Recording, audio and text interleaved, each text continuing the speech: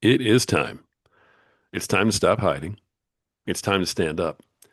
It's time for Christians to come together, to share their testimony, to inspire hope, and to join their brothers and sisters as we answer the call. Folks, it's time. It's time to wake up the lions. And we have an absolute lion with us today. I am so very happy that this gentleman decided to come on another one of my podcasts. I've already had the great privilege of speaking with him on one of my other shows. He's written a Bible study and a how-to that we're going to talk about. One Nation Under God, Healing Racial Divides in America, Guided by Grace, a narrative to lead organizational change. He's also the host of the Becoming Bridge Builders podcast, which is awesome. You guys have got to check that out after you're done listening to all of mine. Then you can go listen to his. Please welcome to the show, Reverend Dr. B. Keith Haney. Keith, how are you doing, brother? Great to see you I'm again. doing good. It's so good to be on your show again and have this important conversation, especially in these times. So, it's always interesting as you try to figure out how do you lead with faith in these very, I'd say, very tense times as leaders. And so it's kind of fun to be able to talk to someone else who's kind of trying to lead through that as well. I love that. I really do. We have a ton that we get to talk about today, so I'm excited about it too. As we get going, the first question I always ask everybody is, how has God impacted your life? What's your testimony and what would you like to share? I'd love to hear how you ended up where you are, to be honest, So tell everybody, who is Keith? So I can't remember what I shared on the last podcast. So I'll just kind of start with my story. Absolutely. But my whole family always was Christian. My grandfather was a deacon in the church. My whole family was pretty active in Southern Baptist Church down in Louisiana. And at about 4, I started realizing that the Southern Baptist Church kind of freaked me out a little bit at 4. I was kind of a nervous kid in some ways. And there was so much theatrics, so much emotion that I couldn't wrap my mind around what was going on during the service. I think part of me was I just wanted to focus on the message and not the emotion. And it just felt like as a 4-year-old, it was too much emotion, not enough like content, not enough substance there. And so people would just pass out all around me and they'd be carried out by the ushers with these white gloves on. And so, you're imagining this as a kid going, what is going on here? And so I told my mom, like, I can't do this anymore. This is way too stressful. Um, and so she kind of tried to honor that, but I'm 4, so 4-year-olds want to go to church. Who doesn't want to go to church? Right. But we actually found a preschool that was Lutheran, and the first day of every preschool in the Lutheran church is you have chapel, and I'm like, oh great, now I get to watch little 4-year-olds passing out. Well, but in the Lutheran church, it's really not so much about the emotion as much as let's get to the content and the message of the gospel and a clear, precise form. And so when worship wasn't so much emotion and was more content, I'm like, oh, I like this. To my mom, we got to join this church body. She knew nothing about Lutherans, and I knew nothing about Lutherans. I was 4, so um, well, we found a Lutheran church where the preschool was, and we went there. And so at age 6, I was baptized and had my whole family join the church. And that started me on the journey to becoming a Lutheran pastor. When I was in high school, I went to a conference, Black Ministry Clergy Conference, family conference, where one of the speakers just said, we don't have enough Black pastors in this church body. We need you. And he wasn't talking to me particularly. He was just talking to the general crowd. But it felt like God was saying, no, he needs you. And I'm like, okay, I'm going to do this. So I'm in high school going, I'm going to do this. I'm going to be a pastor. And I think my growing up years, the church prepared me for that. I was the youngest financial secretary in my church at like 17. At 18, I was a church treasurer. Who gives an 18-year-old a checkbook to the church? Right. But I think people saw in me something and said, let's nurture that. And so I finished high school. I signed up to the seminary, wanted to go. They're like, no, it doesn't work that way. You get an undergrad degree first. You can't go from high school to, you know, graduate level school and college. You have to have a bachelor's first. So you can't just jump to the master's. So I went off to Southern University, Started working on my computer science degree just to get my undergrad degree. Kind of lost the passion to do this at that point because I'm like, well, I'll be a Mm. systems analyst. So I was gonna focus on computer science. And this is before we had laptops. This is where everything was mainframe. So this wasn't the sexy part of computer science that it is now.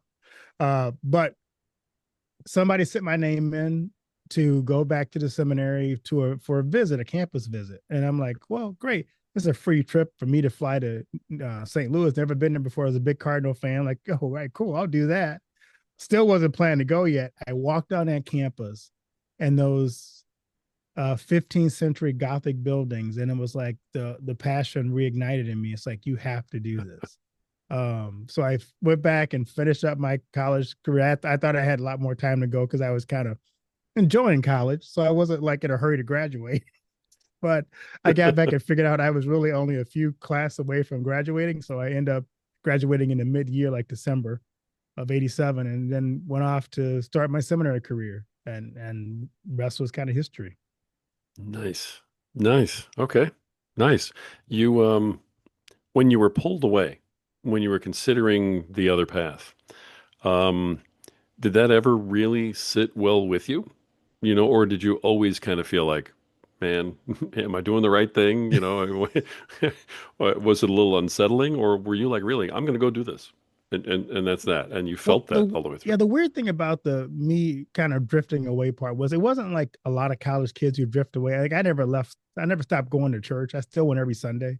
Hmm. I know a lot of because I lived at home. So my mom still said, you can party on Saturday, but Sunday night you're going to church on Sunday morning. So, you know, um, living at home kept me grounded in the fact I never left the church.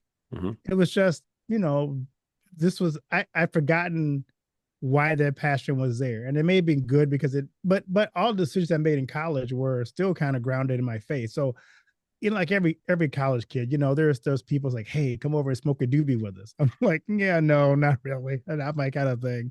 Right. Um, let's go to this party and get high. I'm like, yeah, that's not my scene.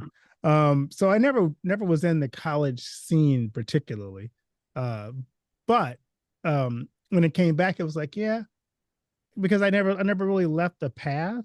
I just left the career focus of it, and so it was Right. kind of like it wasn't that hard to get back on again and get excited about it and remember, oh yeah, this is why I went to college in the first place. So, Right. I love that. Have you ever looked back since? I mean, you've been doing it a yes, while. usually every Monday after I had a pastor say we quit every Monday, um, and re up on Friday, but because church life is difficult. My first congregations were extremely difficult congregations. They were very broken. My very first church that I went to, there was a history of, I'd say, pastoral misconduct in the church. Yeah. One Ouch. pastor in that congregation had an alcohol problem. So I walk in my very first day. My office, gotta understand, my office is also where they prepare communion on Sunday morning. And in Lutheran Church, we actually use real wine. It's not grape juice. So there's actual wine in the pastor's office. And so they would come in on Sunday morning and the wine would be gone for Sunday because the pastor had drunk the wine. And so they asked me when I got in there first week, is the wine safe in here? I'm like, why wouldn't the wine be safe in here? Well, they didn't tell me why. So I kept asking more questions. Why wouldn't the wine be safe in the pastor's office? And so I discovered that, at one point in time, this pastor showed up at the church picnic drunk. And, Mm. it was a very long, painful process to rectify that situation and move on from him. Then another pastor in that same congregation had an affair with one of the members and had a child with that member that was still in that congregation. That family was still there. Wow. And so there was a lack of trust in the pastoral office when I walk in. And so I walk in, this young bright-eyed kid ready to change the world, and there's like, we don't want to listen to you. Who are you to be our leader? I'm like, well, you called me to be the shepherd of this church. Like, yeah, well, we're not listening to the shepherd. And so I had to learn to earn their trust as a young pastor before I could lead them. Wow. That's something that's never come up before on the show, is because you kind of assume that once you're um, dare I use the word anointed, with the title, right, of pastor Mhm. or whatever it may be, leader, right, shepherd of the flock of the church. It's almost like, well, you're the leader, that's it, and so you automatically have the credibility. But in today's world, and when you're overcoming things like that, and just with the doubt that people have in their minds, I think, how tough is that for, a young pastor or even an experienced pastor going to a new parish, which I know you've had to do several times. Right. Um, how does that impact? How do you build that when you walk in the door? You have to be very, very clear. Someone once said you just set up hedges around yourself as a pastor, so that your accountability level is above reproach.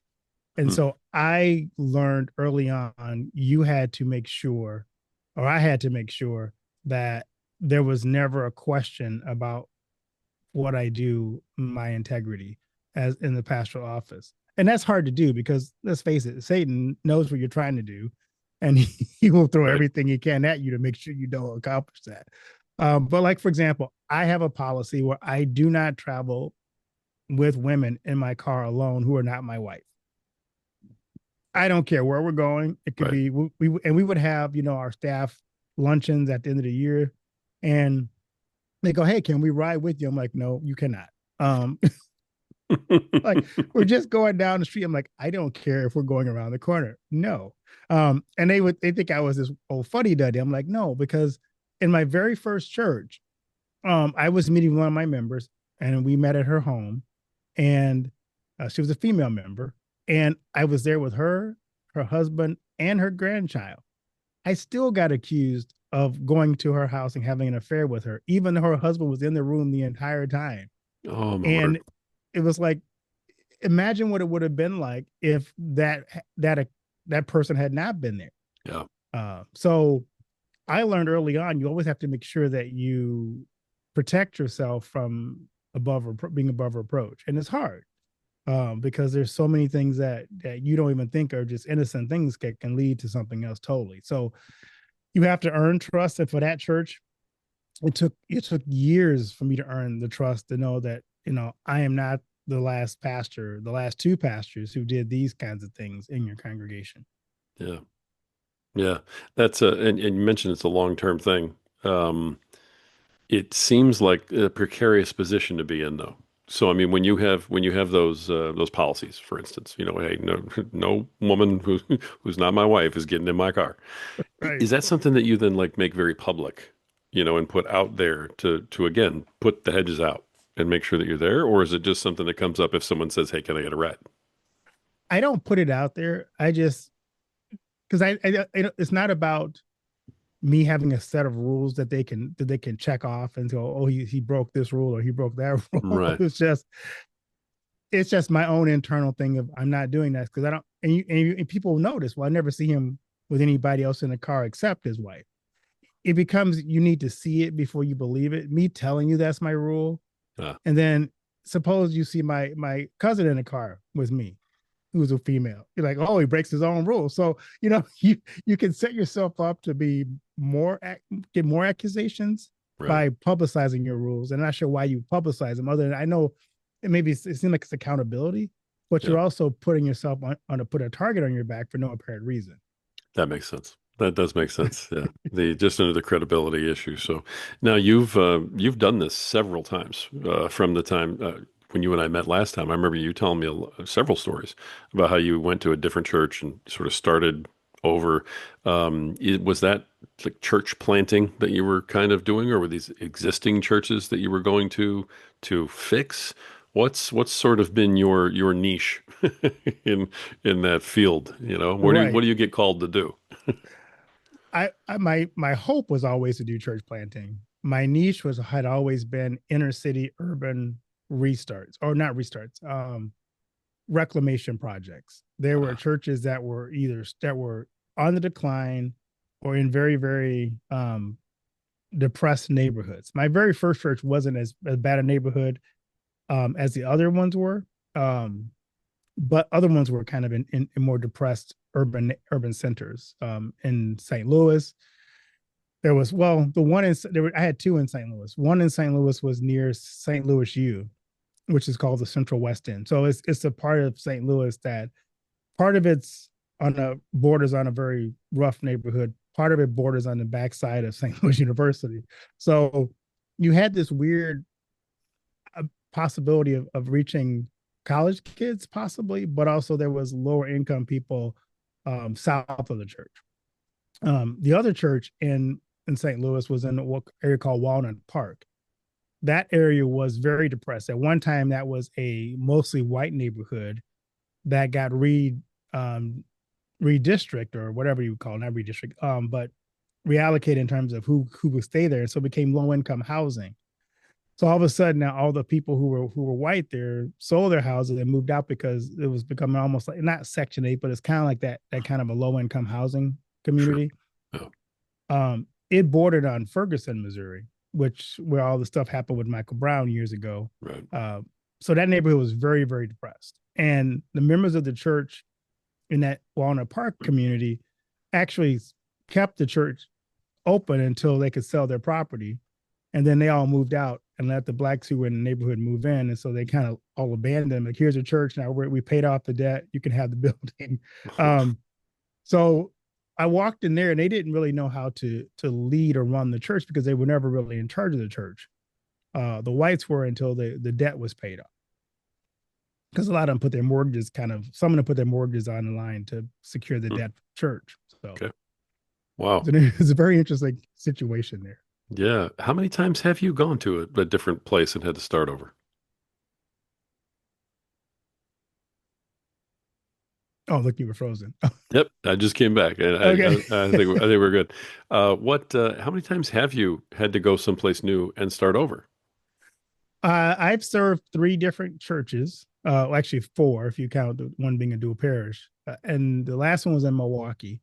That was another church that was that one was kind of interesting because a mile north of my church was Shorewood, which is a very, very wealthy Jewish neighborhood in Milwaukee area, right on Lake Michigan. So if you drove a mile north, you would hit Lake Michigan at my church in Milwaukee. Hmm. If you went south of my church, you saw people who were more renters, more lower income. If you went north of my church, you found people who were going to one of our, I guess you'd say, our premier high schools, Rufus King. Um, More homeowners, more established, mostly African American. If you went west, you for about a mile and a half, you would hit Sherman Park, which used to be where all the doctors and people lived in the Milwaukee area, and we lived in that area too. So it's kind of a mixture of classic old homes that used to have a high value, but now are just kind of they're a little bit down depressed because the neighborhood completely changed. So it was kind of a mixture. We had a mixture of personalities and economic situations in Milwaukee. I see. I see. I mean, it's quite the task that you've been called to do here. Yeah, it was. So, yeah, you ever kind of stop and go, "Hey, why am I always the guy getting sent to the broken place? Can I just I get sent to did the one on start the hill once asking in a that. while?" I did. I did start asking that question. Then it was kind of funny. After I left the parish, I got calls to potentially go to places that weren't broken, Uh, okay, and that's right. it was funny because it was like, well, then I was my what I was called to do. I think was different than when I was in the parish. I would Okay, have loved to go to a place that wasn't broken, yeah. but none You of get those calls came when I was in the parish. be careful what you wish for and what you're good at, right? That's right. Yes. So, you mentioned a little while ago and very casually, and this is how we mention it, right? Is that, hey, the devil knows what you're trying to do. And Hmm. so he lines up and goes, well, that's a great idea, but here's what I have to say about that. And that honestly is sort of a very layman definition of spiritual warfare, and how it works. That's something that we always talk about in this show. Um, I'm only guessing that you've encountered a plethora of spiritual warfare in your life with the tasks you've been handed and the mission that you've undertaken, to not only go out and build, but to sometimes rebuild, in these cases. What's been your experience with that in terms of, how has the devil tried to stop you from the work you're doing? What forms has it taken? How have you dealt with it? There are so many forms. I would say the one that first comes to mind when I was early in ministry was I used to be a really great speaker before I went into the parish. Somewhere along the way, because I would always be the one that was doing the readings at our church plays, and they had me just do a lot of public speaking stuff. And then I kind of lost that ability somewhere in college and got really nervous with public speaking and actually spoke really quickly, really fast. And so my first sermon was it was 6 pages long. So it's supposed to be a 15, 20-minute sermon. The sermon literally took 7 minutes because I did not stop, did not breathe as I tried to remember the entire sermon and say it all with only taking one breath. And I remember one of the There you older go. ladies in the congregation said to me, "It's like, son, I think you have a lot of good stuff to say, but I have to tell you, I'm simply exhausted from hearing you talk." Truth hurts. I hear you. Right. And so I have said I have to go figure this out. I cannot be a pastor who cannot publicly speak, or my ministry will not be successful, and it No. won't be long either. Right. So computer science might be in my future, but so I decided to go and try to figure out what were some of the best preachers of the day. What do they do? How do they do it? How they communicate in a powerful and meaningful way. And so I studied them all. I studied um, I studied Bill Hybels, his sermons and how he put together sermons. I studied it's a black preacher named in Dallas. I can't think of it now. Anyway, it doesn't matter. But I listened to him a lot. I just everybody who was a good public speaker, I wanted to figure out what is the secret sauce that each of them has. Tony Evans, that was who it was. I'm trying to think of, because he has a wonderful way about him. So Charles Stanley, all the people who were excellent at communicating to their audience. I wanted to know and dissect what they did. So I got I got tapes of them. At that time, everything was cassette tapes. So I got cassette tapes of all the people who were There you preaching. go. There wasn't much on the internet at that point in time, so everything had to be cassettes. Um, and I just studied. I pulled it apart. I'm like, okay, I like how he does this. He tells stories here. He does this. He connects God's word this way. And then I took it and made it in my own context. And I remember when I finally figured out that I had reached at least turned the corner in my preaching. One of the members of my church, I think it might have been the same lady, said to me, "You preached like your mom was in the audience today." I'm like, "Oh, finally, I've turned the corner where it's not like we got to get through this. To this was actually good." So Nice. That's quite the compliment. Like your mom was in the audience. I like yeah, yeah. that. So that was the first temptation, or the first challenge was, Satan's telling you you don't have the ability to do this job. The most important thing you have to do, you suck at it. And not just a little bit, you suck a lot. And so you had to figure out how do you overcome this so that you can effectively do the thing that, because to be honest is, you get judged as a pastor on your Sunday morning Mhm. presentation of the gospel. I mean, that's where no one sees what you do during the week. No one knows the people you visited when they're not around. They see you on Sunday morning, and that 15 to 20 minutes that you have in front of them is how they determine whether you're a good pastor or not. So you had to figure that out. Yeah. Then the other challenge we ran across is every church I was at was an African American church in the inner city, and my wife is not African American. My wife is white, and so we ran into Mm. all kinds of discrimination from the congregations that we served, especially from Black women who were like, "Why didn't you marry a black woman? Why do all?" And then you always get to things like, "Why do all the good ones marry outside their race?" And so that was always an underlining part of the ministry at every single church we were at, and it really hit big in Milwaukee because we had a real huge race problem with the church in Milwaukee.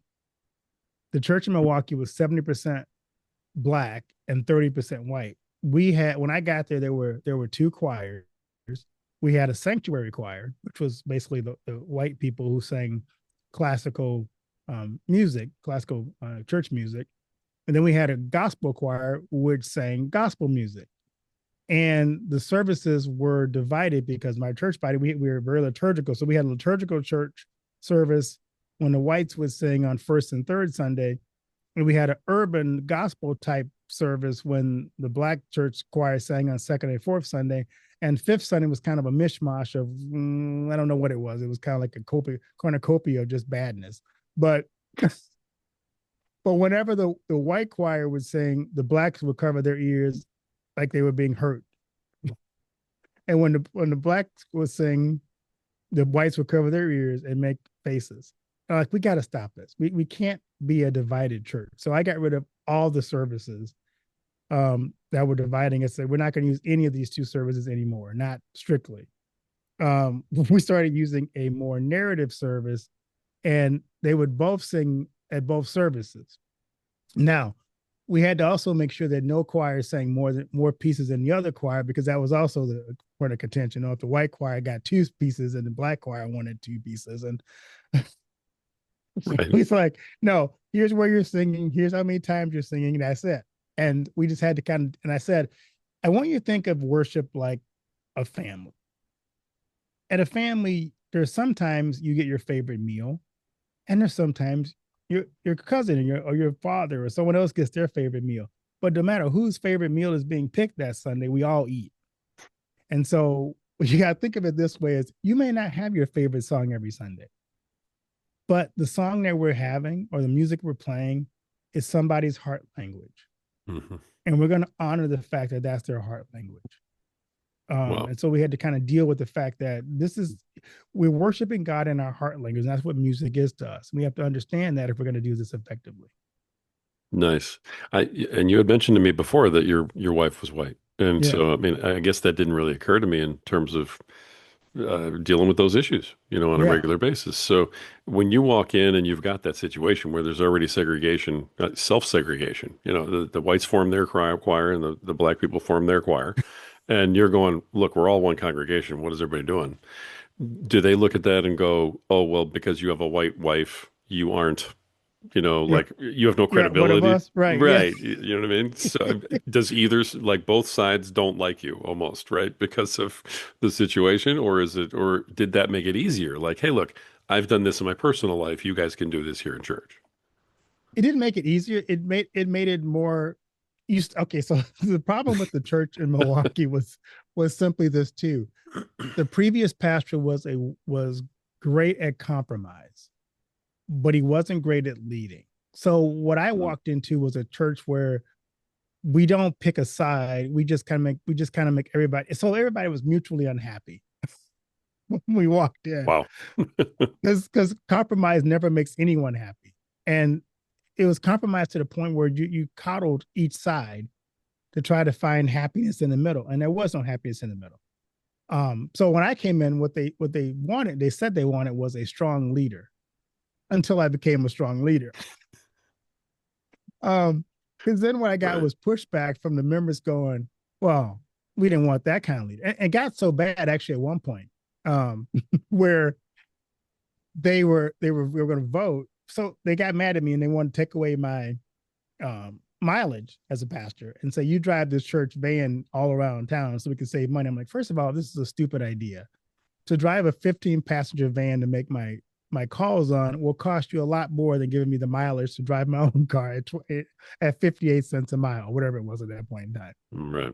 But it was really more to punish me because, like, we want to make sure we make you quit. I'm not going to quit. So they tried all these things to get me mad. Then they had a meeting where it was all going to blow up. The women had been meeting behind the scenes to stir up all kinds of trouble to get me out of there. It's like, you shouldn't even be a pastor and all this kind of stuff. And I just prayed for that meeting the entire week. I'm like, God, I don't have any idea what you're going to do here with this meeting, but this is yours.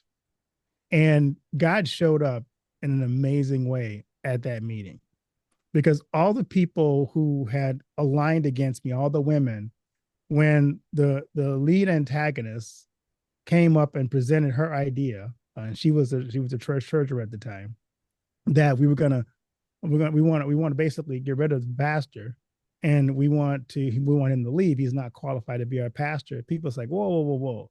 That's not what we were doing here. And no one supported her. And so I watched her stand up in front of this congregation meeting by herself with no support. Everybody who was on her side, who had been in those meetings with her, abandoned her in that moment. Wow. And she said I think the most critical thing was, so I'm in this by myself. And she walked out, and the meeting just, it didn't happen. None of the stuff she was trying to get to do happened. And that's when I saw God show up in a meeting in a way I never really expected. I was expecting this was going to be a meeting with the district and the district president, and having to go do some more conflict resolution. And it just died that day. And she left the church. And it was really a weird feeling that moment, because it's like you saw the Holy Spirit show up and God win and Satan be defeated, and kind of publicly. And I'm not calling her Satan. Satan I was understand. using. Yeah. I just want to make sure the audience. I'm not calling. Satan was using her and that moment to create division that was handled by God in that moment. So.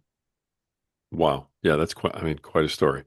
It's funny that you bring up that distinction too there at the end, because yeah, we're not calling anybody Satan. It's Right. just that Satan does work through all of us in some way. If we don't catch it, if we don't stop it, if we're not aware, and you really, I don't know if you can help it. What's your thought on that? Even with you and who you are, is there a way to just say, no, it's never going to happen to me? Or do you end up having to catch yourself and fight back and get it out? I'm not sure you can ever catch yourself, I guess I would say. I think what you always kind of make sure is that you're in line with the Spirit, so that when you see the temptation happening, Hmm. there's that wonderful verse in the Bible that's often misquoted by people. It drives me crazy. But it's where people say, when you're sick, God won't give you more than you can handle. See, it's not about sickness. Mhm. That verse is about temptation.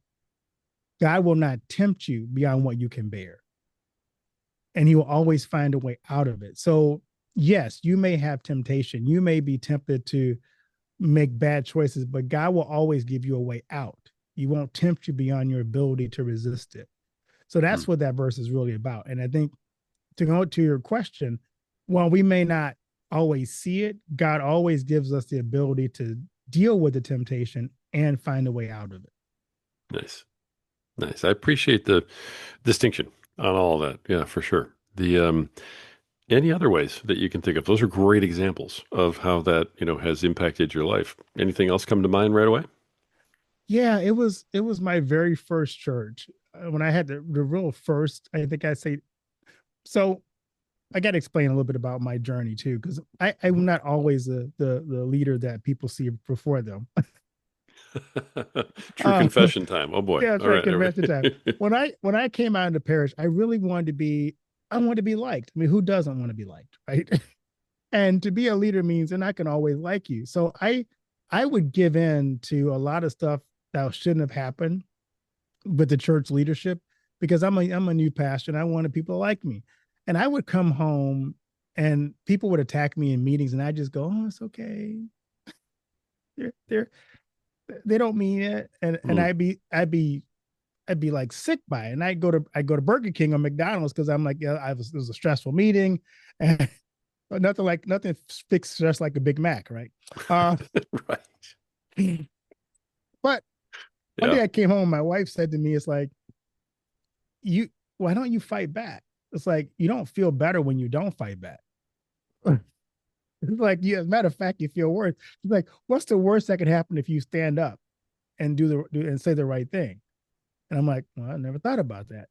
So what I stopped doing was being the pushover leader, and stood up, and not to bully people. I want to be clear, or to be an overbearing leader, but I was a strong spiritual leader who said, this is wrong and we're not going to do that. And I also defended people who were being bullied by others in the church. Mm. Um, so a good example is, we had just had an election at one of my congregations, and one of the people elected was one of my antagonists, who decided she wanted to be the pastor secretary and she wanted to make sure that she controlled the money. And we had a whole system of accountability. Of we had counters who would come in and count the money, and then the financial secretary would then get the records back from the bank. So there was like a level of separation. So the person who counted wasn't a person who was also recording it. We thought that was probably a bad idea.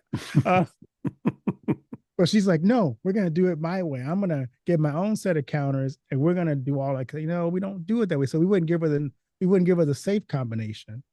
And so she caused a big stink in the church, saying the pastor's trying to control the money, and he's got all control of the money. And she fired all my counters, who were all the counters were white, and she was African American. So she made it a race thing, and brought it to a council meeting, blew this whole thing up. And so I called out the fact that, she wasn't really doing her job. She wasn't even putting together the financial reports. The counters were. I'm like, so you're being critical of the treasurer because she's not doing her job, but you're not even doing the job you've been called to do. And we're not giving you the keys to the conference to safe because you don't deserve it. And we have accountability system here. So we don't have the same people counting who are doing this, because they really wanted to get their hands on who was putting money in church, so they could kind of gossip about who was giving how much money to the church. And so we had the separation, so people didn't know those things, except the counters who were had integrity. But that was a moment where I had to stand on principles and stand up to her and fight what they were trying to do. And it just got really, really contentious for a while. But in the end, what happened was she ended up backing down. People who were still doing this were respected. But it was contentious. You always have to figure out, how is God going to use you to lead in very, very tough moments. And so, Right. Wow. Yeah, I'm curious, as I'm listening to this, you've talked a lot about race today, in terms of just examples you've given. And I mean, hey, it's a real thing in society. We all know this. So right. you've done some writing on that topic. You've done some writing on some other topics. And then you also have a podcast, where you talk about a lot of these things in terms of, bridge building and whatnot. How do you use your podcast to kind of further your faith, your growth, your mission? How do those tools help you? And it does race end up being a part of that you're working on, or is it more like something that sort of you have to deal with because it's part of life? It started out, the podcast, basically to continue the conversation about race, because it was such a contentious part of it. My podcast started in 2020, right in the middle of COVID, right in the middle of the George Floyd thing. Right. A lot of tensions, a lot of angry people, a lot of confusion about why are these people like this? Why do they want all that? And I just want to, like, you have to understand, when we use the term systemic, people will lose their mind. The system's not racist. That's just the left talking point. I'm not left or right. I tell people I'm a fiscal conservative. I have to stop spending my money. There you go. But what I realized is that there are things in our system that do work against poor people. Doesn't matter what color you are. I mean, it must happen to be that more marginalized people are people of color, in terms of who get a lot of the pain put on them. There's a lot of poor white people too who are also in that same situation. But we don't deal with the systems that are broken, and there are systems that are broken, and they're broken for a variety of reasons. Like and for a good example, I'll just give you one. If you get a ticket for something that you could pay bail for and not go to prison, most people can make that money, have that cash on hand to pay that and not have to go to jail. If you don't have the cash or know about the bond system or have any assets to be able to put up to make bond, you will go to prison. You will lose your job. You will then be in prison, lose your job. You will lose your kids because you're in prison. And all of a sudden now you're in a system that is working against you because you didn't have $1,000 to pay the fine to not go to jail. Is that a racist thing or is that a system thing? And so we have systems that need to be looked at. And oftentimes no one's talking about how we do this. So I started the podcast, like, how do we talk about the systems and how we fix the systems? I always try to get my guests who come on, who are experts, give me some key takeaways that my audience can do, some action items, something that actually the audience can do, so that we can make a difference in our communities, whether it's going to meetings or electing the right people, asking the right questions. I want to give people information. So really my goal was, no matter what I cover, is let's give people information or give people encouragement. If it's about, like I had my podcast this week was about a woman who um, learned gratitude. She's about to commit suicide. She discovered that having a grateful attitude has changed her perspective, and now she's a gratitude grandmaster. And so she goes around teaching people how to be grateful. And just like it changed her life. So I want to give people sometimes just something like that, something that feel good. People's lives have been transformed, Yeah. and here's how they did it. Nice. Nice. Do you use those tools as well to build discipleship, or is that something that you just do the old-fashioned way? I mean, shaking hands and walking out and through the neighborhood and home visits and all that kind of thing. For me, it's different because my discipleship is mostly with pastors. I used to disciple members of my congregation when I was a parish pastor, but now because of where I serve at, I serve a district. So I work with 169 congregations. So I work with over 100 pastors. And I try to disciple them by giving them the tools and the skills and abilities to disciple their congregation. So I'm at that different level of where discipleship starts at. Gotcha. So you're teaching them how to build their discipleships. Right. Oh my goodness. Okay. I mean which one's harder? Well, I have less control over the pastors than I had over my congregation. Okay. So I only have influence in this position, whereas I had more direct influence because I could determine what sermons you heard. I could determine what Bible studies we're picking. So I had more control over how the content was being communicated to them. Gotcha. Gotcha.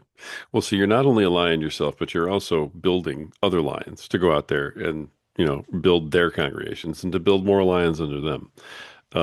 So as you're doing that, and granted, we're dealing with pastors that you're talking to. These aren't just regular people on the street. These are Right. pastors. They're already predisposed to having a strong faith, I assume, if they're pastors, right? Yes. So what do you find, or do you find that there's maybe an issue or a couple of issues that they kind of have to overcome in order to want to go out there and be proud and spread the word and kind of be lions about it as opposed to being sheep? My district, 79% of the congregations here are in rural or small town areas. The temptation is to say, I don't have any people to reach to share the gospel with. Everybody in my community is already churched, or we're too small. So the temptation is to say, there's no people around to do this with. Or some pastors have more than one congregation, so they have multiple churches where they're stretched thin in terms of the ability to do that. So the real issue for a lot of them is, how do I make sure that I am out in the community, both communities that I serve, as much as possible, so that I interact with people who are in our communities, and no matter how big or how small they are. Some towns are like 400 people, or have churches of 15 to 20 on Sunday morning. You can be very demoralized by the numbers. You can also play the comparison game of, why don't I have a church of 150 or 300 or even 100. So you got to deal with the fact that you got to blossom where you're planted. If you're there where you are, God put you there for a reason. What's the reason that I'm here? And how can I make an impact where I'm planted right now, and not think about what's next?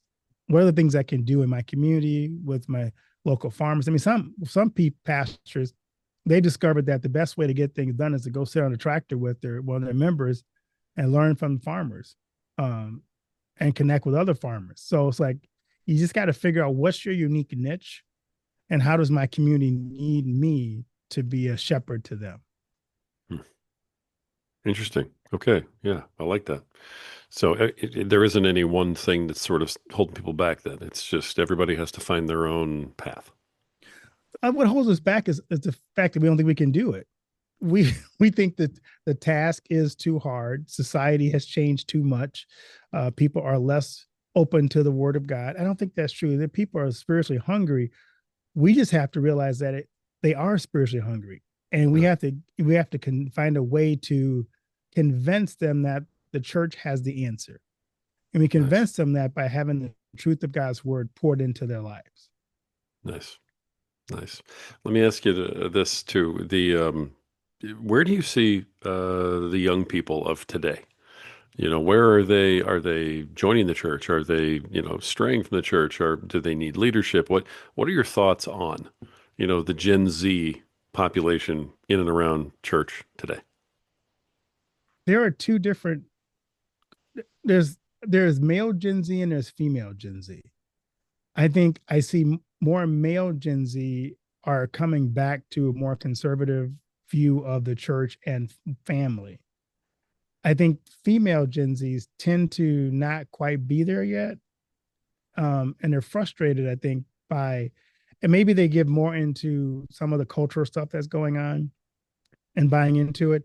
I think what's been a disservice to a lot of young women today is this misunderstanding of the word compassion. Hmm. They bought into that this idea of being compassionate means that I don't bring a child into this world if I'm not sure they're going to be able to be fed and nurtured and nourished. So the more compassionate thing to do when I can't do that is to abort the child. Ah, The more compassionate thing to do is to accept an ideology, maybe it's LGBTQ, that's what compassion is, just to live and let live. You have guys who are going, what's more compassionate is for me to find a person who values life. And so you have these two sides that are in direct conflict with each other. And I see a lot of young men saying, I can't find a girl who wants to settle down and get married and start a family. So you have this tension, I think, with some of the Gen Zs of what does a family look like? What does compassion look like? What does my future look like? So I think you got that tension they have to work out among themselves. They'll probably be the generation I hear from stories I'm seeing that will be more churchgoers than the previous generation, the millennials were. right. I could not agree with you more. I love hearing that, to be honest. That's what I've seen in my life, Yeah. especially my two sons. They're Yeah. 21 and 24. They're absolute lions. My youngest is an associate pastor at his church.